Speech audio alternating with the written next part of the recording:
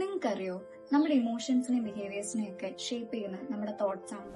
അപ്പൊ negative thoughts ഉണ്ടായിക്കഴിഞ്ഞാൽ നമ്മുടെ മെന്റൽ ഹെൽത്തിനെ അത് വളരെ നെഗറ്റീവായിട്ട് ഇമ്പാക്ട് ചെയ്യുന്നു.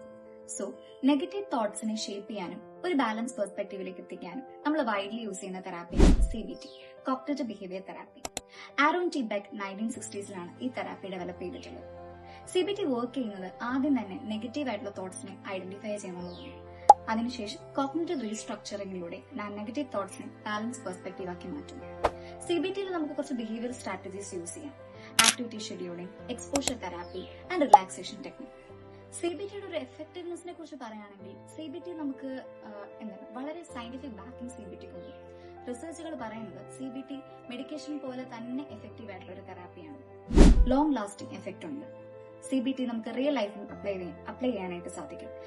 തെറാപ്പി സെഷൻസിൽ യൂസ് ചെയ്യാം, ഡിജിറ്റൽ പ്രോഗ്രാംസിൽ യൂസ് ചെയ്യാം. So your thoughts don't define U.